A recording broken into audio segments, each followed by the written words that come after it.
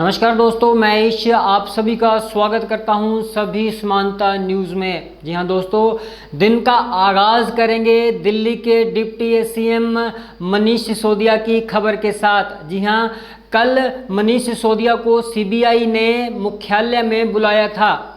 CBI ने मनीष सिसोदिया को दिल्ली में हुए शराब घोटाले को लेकर सवाल जवाब तलब करने थे। तकरीबन उनको 9 घंटे की पूछताछ के बाद रात 9 बजे छोड़ दिया गया। क्या है पूरा माजरा, आइए दिखाते हैं आपको इस खबर में।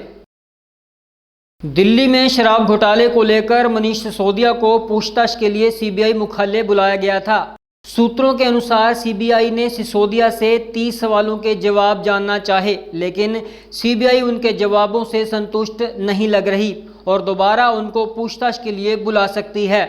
जहां एक तरफ मनीष सीबीआई के सवालों का सामना कर रहे थे, तो वहीं दूसरी तरफ सीबीआई दफ्तर के बाद आम आदमी पार्टी के कार्यकर्ताओं और नेताओं को पुलिस ने उस समय हिरासत में ले लिया जब वह प्रदर्शन कर रहे थे। सीबीआई दफ्तर से बाहर आने के बाद मनीष सिसोदिया ने केंद्र सरकार पर गंभीर आरोप लगाए हैं। आप खुद ही सुनिए कि उन्होंने क्या कहा।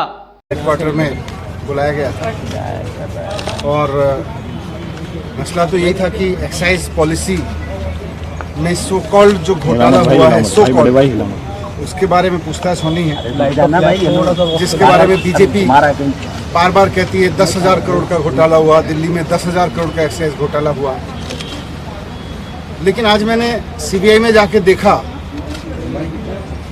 मैंने देखा कि कोई घोटाला तो वहाँ है ही नहीं, घोटाले की तो कुछ मसला ही नहीं है वहाँ।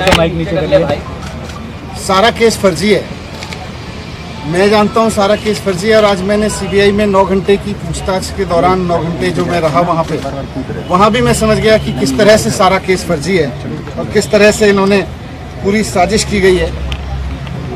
आज मुझे समझ में आया कि इन्होंने सीबीआई में केस किसी घोटाले की जांच के लिए नहीं करा रखा। इन्होंने सीबीआई में जो मेरे खिलाफ केस करा रखा है वो दिल्ली में एक्चुअली ऑपरेशन लोटस को कामयाब करने के लिए करा रखा है। ये बात पहले भी मुझे बाहर से समझ में आ रही थी, लेकिन आज अंदर जाके सीबीआई के हेडक्वार्टर में 9 घंटे तक मेरे को और समझ में आई कि किस तरह से भारतीय जनता पार्टी सीबीआई जैसी एजेंसीज को अनकॉन्स्टिट्यूशनल तरीके से, असंवैधानिक तरीके से, गलत तरीके से दबाव बनाने के लिए यूज कर रही है। एक्साइज पे बात हुई, लेकिन मुझे आश्चर्य हुआ कि वहां भी साइड में मुझ पर दबाव बनाया गया कि आप छोड़ दो, आप में क्यों हो। मैंने कहा क्यों? बोले ये केस आपके ऊपर ऐसे ही चलते रहेंगे, नहीं तो। मैंने कहा इस केस में तो है नहीं, ये तो खत्म हो जाएंगे। तो मुझे कहा गया कि साइड में कि सत्येंद्र जैन के पास कौन से केस हैं, सत्येंद्र जैन के ऊपर कौन से सच्चे केस हैं, वो भी चल रहे हैं। 6 महीने वो जेल रह सकते हैं तो 6 महीने आप भी रह सकते हो। तो मैंने कहा बीजेपी तो बहुत गंदी पार्टी है, मैं उसके लिए आप थोड़ी छोड़ सकता हूँ। तो मुझे कहा गया कि नहीं देखो ये केस तो ऐसे ही चलते रहेंगे, दूसरा फायदा आपको लोग मुख्यमंत्री भी बनाएंगे फिर। तो मैंने कहा ये मुख्यमंत्री बनने के लिए थोड़ी आया हूँ, मैं तो शिक्षा के लिए आया हूँ। राजनीति में हम आना नहीं चाह रहे थे, हम तो शिक्षा के लिए आए हैं, ईमानदारी से काम करने के लिए आए हैं।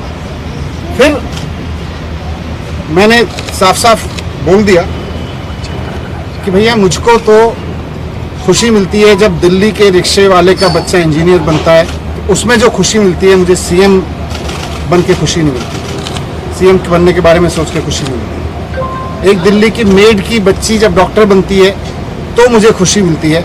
मेरा जीवन शिक्षा को समर्पित है। मैं इस तरह के ऑपरेशन लोटस के किसी दबाव में नहीं आने वाला। इनको जो करना है करें। पूरा केस फर्जी है, कहीं दूर से दूर तक कोई सच्चाई नहीं है उसमें। कोई 1 करोड़ का, 1 रुपए का कहीं कोई घोटाला नहीं हुआ। ये बीजेपी वाले कहते रहे और दबाव बनाते रहे 10,000 करोड़ का घोटाला हुआ है, कोई घोटाला नहीं हुआ। आज मुझे वहां से भी समझ में आ गया। बीजेपी बहुत ही गंदी पार्टी है, ये मेरा नहीं मनीष सिसोदिया का कहना है।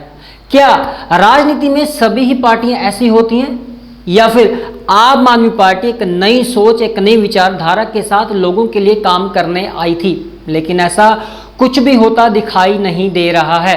दोस्तों, अगर हमारे वीडियोस, हमारी खबरें आपको अच्छी लगें तो लाइक करें, शेयर करें और हमारा चैनल सब्सक्राइब करें। नई और ताज़ा खबरों के लिए बने रहें सभी समानता न्यूज़ के साथ।